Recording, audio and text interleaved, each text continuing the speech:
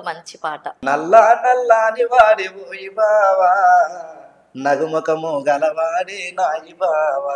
నల్లా నల్లాని వాడే ఓయి బావా, నగుమకము గలవాడు నాయి బావా. 10 సంవత్సరాలు బీఆర్ఎస్ పార్టీ ఉన్నది. 10 సంవత్సరాల్లో కూడా మీకు ఏం చేయలేకపోయిందా? ఏం చేయలేదు. ఎందుకంటే అంటే మనకి డివైడ్ కాకముందు బాగుందా, డివైడ్ అయినాక బాగుందా అంటే మీ ఉద్దేశంలో? పీక్ స్టేజ్ లోకి వచ్చినాక నీ అమ్మ తెలంగాణ రాకుంటే బాగుండరా. 10 సంవత్సరాలు బీఆర్ఎస్ పార్టీ ఉన్నది. 10 సంవత్సరాల్లో కూడా మీకు ఏం చేయలేకపోయిందా? ఏం చేయలేదు. ఎందుకంటే నిజమే అది ఇవాళ ఓడిపోవడానికి అటర్ ఫ్లాప్ కావడానికి కూడా కారణం అదే. ఎందుకంటే విద్యార్థులను మరిసిపోయారు.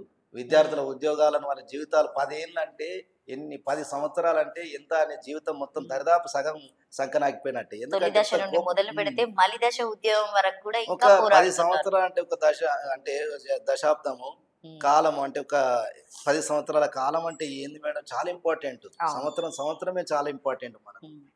అటువంటి దాన్ని చాలా బాధగా అంటే చాలా మంది, నేను ఒక్కనే కాదు, ఇలాంటి కళాకారులను ఓన్లీ వాళ్ళ వరకి మాత్రమే పాటలు పాడించుకొని పక్కన పెట్టేస్తారు. వాళ్ళ పరిస్థితులు కనుక్కోరు.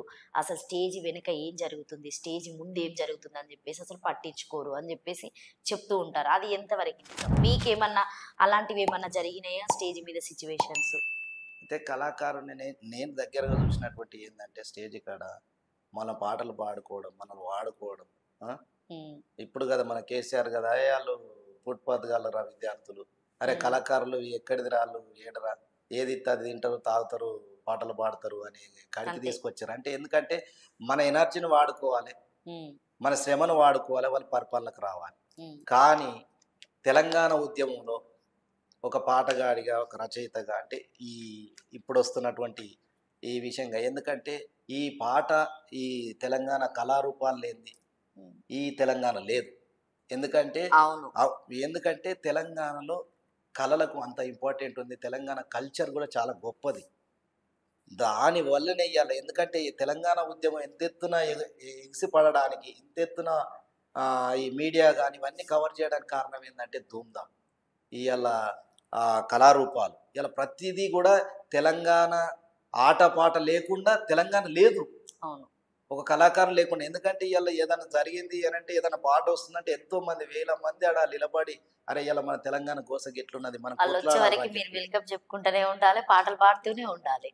ఎట్లా అంటే అప్పుడు చాలా వివక్షత ఉండే. ఇప్పుడన్నా ఇట్లా వచ్చి మాట్లాడుతున్నాం కానీ ఇక్కడ మొత్తం ఇప్పటికి కూడా హైదరాబాద్ అంటే ఆంధ్ర లెక్క ఉంటారు సెటిల్స్. నిజమా కాదు? దరిదాపు అయితే అప్పుడు ఎంత అంటే ఒక ఇన్స్టిట్యూట్లకి వెళ్ళి మాట్లాడే పరిస్థితి లేదు. ఏందా మీరు ఇష్టం ఉన్నట్టు మాట్లాడతారు. నేను నాది పక్క కరీంనగర్, నేను సిరిసిల్ల, అంటే ఉమ్మడి కరీంనగర్, ఇప్పుడు సిరిసిల్ల. ఎప్పుడు వచ్చినవి ఏంది ఇట్లా మంచిగా ఉన్నవా అని ఇవన్నీ మాటలు వాళ్ళకి అర్థం కావు. ఎందుకంటే అవి ఆశ భాషను కూడా ఎక్కిరిచ్చారు. ఆశ భాషకు ఎక్కిరించడంలో కూడా అన్న పాట అద్భుతంగా రాశారు. అంటే చాలా ఏందంటే ఆ వివక్షత జరిగింది కాబట్టి తెలంగాణ ఉద్యమాన్ని ముందుకు తీసుకొచ్చారు. ఇలా భాష అంటే మనకి డివైడ్ కాకముందు బాగుందా, డివైడ్ అయినాక బాగుందా అంటే మీ ఉద్దేశంలో? అంటే ఇక డివైడ్ అయినాక అంటే మన తెలంగాణలో ఒక దగ్గర వాళ్ళు అయితే ఒకనొక టైంకి వచ్చేసరికి పీక్ స్టేజ్ లోకి వచ్చినాక నీ అమ్మ తెలంగాణ రాకుంటే బాగుంటరా అనిపించింది. అప్పుడన్నా వాళ్ళతోనన్నా అలా భయపట్టించుకొని అన్న మనం ఉద్యోగాలు తెచ్చుకుని ఉంటాం కావచ్చు. కానీ మన తెలంగాణలోనే మనల్ని ఘోరంగా వంచిస్తున్నాడు, ఘోరంగా మనల్ని మోసం చేస్తున్నాడు అనే భావజాలం వచ్చింది చాలా మందికి. నీ అమ్మ అప్పుడే బాగుండే, ఇప్పుడు వీళ్ళు వచ్చినాక అంత ఆగమాగం చేసిరు అని చెప్పి అనేది ఒకటైతే ఖచ్చితంగా నాలో ఉన్నది, చాలా మందిలో ఉన్నది. అది కాకపోతే ఏంటంటే తెలంగాణ ఎందుకు రావాలి, ఎందుకు తెలంగాణ అస్తిత్వం గొప్పది. ఎందుకంటే ఎవరి పరిపాలన వాళ్ళకుంటే వాళ్ళ సౌలభ్యం కొరకు అక్కడ ఉన్నటువంటి ఆ జనాలకు, అక్కడ ఉన్నటువంటి సమూహానికి ఉపయోగం జరుగుతుంది. ఇప్పుడు ఇలా చిన్న రాష్ట్రాలు ఏర్పడడం వల్ల, ఇలా అంబేద్కర్ ఇచ్చినటువంటి ఆర్టికల్ 3 ప్రకారం చిన్న రాష్ట్రాలు ఏర్పడడం, ఆయన ప్రతిపాదించే చిన్న రాష్ట్రాలు తెలంగాణ ఏర్పడదు. కానీ ఏర్పడడం వెనుక మన చిన్న రాష్ట్రం ఉంటే మన అందరికి కూడా ఉపాధి అవకాశాలు కలుగుతాయి, అందరికి ఉద్యోగాలు వస్తాయని ఆశనే కదా. కానీ అది రాలేదు, ఆ ఉద్యోగాలు రాలేదని బాధ. వస్తాయని నమ్మకం ఉందా ఇప్పటికైనా కళాకారులకి? అంటే కళాకారులకని కాకుండా ఓయూలో చదివేటువంటి విద్యార్థులైనా కావచ్చు, ఎంతో మంది ఇక్కడికి వచ్చి చాలా మంది చదువుకుంటూ ఉంటారు, గవర్నమెంట్ జాబ్ కోసమే వెతుక్కుంటూ ఉంటారు. అయితే ఇప్పుడు ఉన్నటువంటి గవర్నమెంట్ ఏంటంటే 100 రోజులలో ఏమో చూపెడతానన్నది, ఉమ్. కానీ 100 రోజులలో అయితే చూపించలేదు. 10 సంవత్సరాలు చేయని గవర్నమెంట్ 100 రోజులు ఏం చేస్తుంది అనుకుంటున్నారా? అయితే మేము అనుకుంటున్నాం, అయ్యో ఫస్టే 100 రోజులలో అంటే ఏదైనా ఒక సమయం ఇవ్వాలి. ఎందుకంటే ఇక్కడ ఉన్నటువంటి పరిస్థితులు, ఇక్కడ ఏం జరుగుతున్నాయి, వాళ్ళు కొత్తగా వచ్చారు, అవన్నీ చదువుకోవాలి. పాపం కొత్తగా ఇంట్లోకి వచ్చినాక ఇంట్లోకి వచ్చినాక మనం ఏం చేస్తాం, ఇంకా వాళ్ళు కొద్దిగా సెట్ కావాలి. ఇప్పుడే వాళ్ళని బదనం చేసి కూడా కరెక్ట్ కాదనిపిస్తుంది నాకు. ఎందుకంటే వచ్చిన గవర్నమెంట్ మంచిదా చెడ్డదా అనేది కొద్దిగా ఇంకా టైం ఉన్నది కదా, ఇంకో సంవత్సరం వరకు ఉంటే వాళ్ళ మీద కూడా మా గొంతులు ఆగాయి, వాళ్ళ మీద కూడా ఫైట్ జరుగుతుంది. ఎందుకంటే ఇప్పుడు అప్పుడేమో వెలమ రాజ్యం, అప్పుడు దొర రాజ్యం అని చెప్పి దొరలకు వ్యతిరేకంగా పాటలు రాసినాం. ఇప్పుడు రెడ్ల రాజ్యం, రెడ్లకు కూడా వ్యతిరేకంగా పాటలు వస్తాయి కావచ్చు 100%. ఎందుకంటే ఇది ఎప్పుడు ప్రశ్నించే గొంతుగానే ఉంటాయి కళాకారులు, అది ఎప్పటికి పోదు ఇంకా పోదు. ఎందుకంటే ఎప్పుడు ఏడ అన్యాయం జరిగినా దాన్ని ఖచ్చితంగా మీరు వాళ్ళని అడుగుతూనే ఉంటారు, మీరు ప్రశ్నించే గొంతులు అవి అక్కడే ఆగిపోతూనే ఉన్నాయి ఇప్పటికి కూడా. కానీ ఆగిపోతున్నాయని కానీ మనం ప్రశ్నించకుండా ఉండద్దు. ఎందుకంటే మేడం అది మనం తెలిసి కూడా, ఎందుకంటే మన వ్యవస్థను మనమే చంపుకున్నట్టు. ఎందుకంటే ఇవాళ రేపు నీకు అడగంది అవ్వాయిని అన్నం పెట్టదు అంటారు కదా, ఖచ్చితంగా మనం క్వశ్చన్ చేస్తూనే ఉండాలి. విమర్శన ఉంటేనే ఏదైనా ఆ ప్రభుత్వం ముందుకు పోగలుగుతుంది. ఎందుకంటే లేకపోతే మన మనగడ ఉండదు. ఎందుకంటే ప్రతిదీ కూడా అంటే నేను ఇప్పుడు చూస్తున్న సమాజంలో ఖచ్చితంగా క్వశ్చన్ అనేది ఉంటేనే అది చక్కగా అవుతుంది. ఇవాళ రేవంత్ రెడ్డి కూడా చక్కగా కావాలంటే మాలాంటి గొంతులు రావాలి, వాళ్ళకి ఇంకా పెట్టుకున్నారా ఇప్పుడు మళ్ళీ పాడడానికి రెడీగా.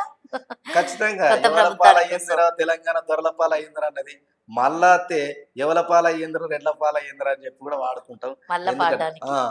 అంటే ఖచ్చితంగా ఏంటంటే వాళ్ళు ఏమనుకుంటారు అంటే చాలా సందర్భాలలో వాళ్ళు ఇచ్చేటువంటి స్పీచ్లు కానీ వాళ్ళు కానీ మేము మాకే తెలివి ఉన్నది, మేమే పరిపాలన చేస్తాం, మీకెక్కడిది అన్నట్టుగా కొన్ని స్టేట్మెంట్లు ఉన్నాయి. సో అంటే మీరు ఇప్పుడు చాలా వరకు చాలా పాటలు రాశారు, మీరు రాసిన పాటల్లో సో బావ మరదళ్ళకి సంబంధించినవి. ఎందుకంటే అప్పుడు మనకి అమ్మమ్మలు తాతయ్యలు అమ్మమ్మ వాళ్ళు చాలా పాటలు పాడుతూ ఉంటారు, అంటే పొలం పనులకు వెళ్ళినప్పుడు కలుపు పెట్టడము. సో అట్లాంటి సందర్భంలో వాళ్ళు చాలా పాటలు పాడుతూ ఉంటారు. మీ దగ్గర ఏమన్నా మీరు సేకరించారా, ఆ పాటలు ఏమైనా తీసుకున్నారా? చాలా పాటలు సేకరించిన, కానీ మీరు అన్నారు కదా బావ మరదలు అన్నారు కాబట్టి అందులో ఎందుకంటే నేనెందుకు ఖచ్చితంగా ఒక చిన్న సిచ్యువేషన్ చెప్తా. ఒక నల్ల అబ్బాయిని ఒక తెల్ల అమ్మాయి లవ్ చేస్తుంది నిజంగా. కానీ ఇంత నల్లగా ఉన్నాడు వీళ్ళెట్లా లవ్ చేస్తున్నారు అనుకుంటాం కదా మనం, కానీ ఏదో ఆకర్షిస్తుంది ఆ మేటు, అంటే ఆ నల్లదనంలో ఏదో ఒకటి ఆమెకు ఆ ఆనందం ఇచ్చింది, ఆయన ఏదో ఒకటి నచ్చుతుంది, ఆయన మాటలో ఆయన టాకింగ్ ఏదో నచ్చింది. కానీ దీన్ని మనం ఒక పాటలాగా ఎందుకు మరచద్దు అని చెప్పి ఒక పాట రాసిన.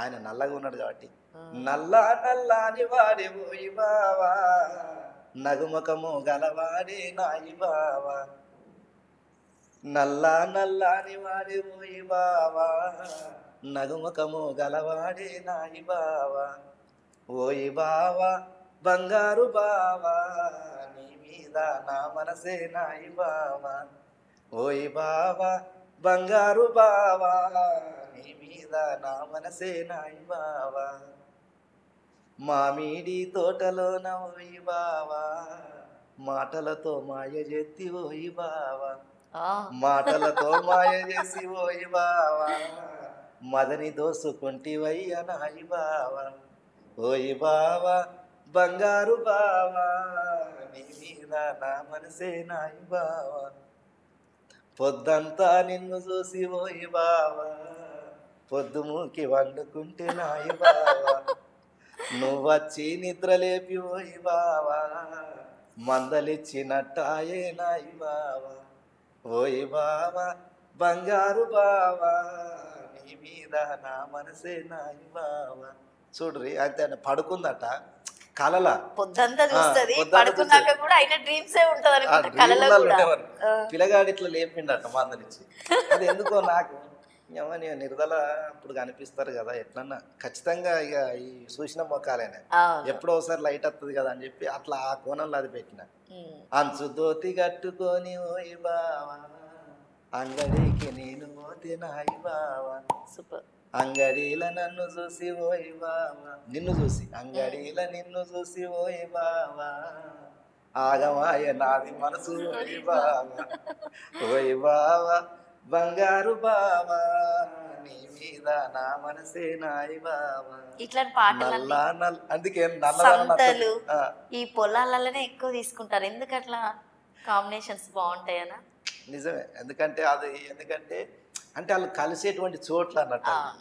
ఎందుకంటే కూరగాయల మార్కెట్లు, సంతల్లో సంతలు.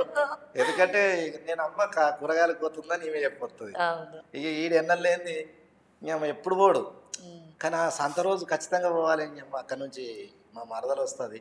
నేను పోవాలని జోరదార్ తయారైపోతాడు ఇక. ఉమ్.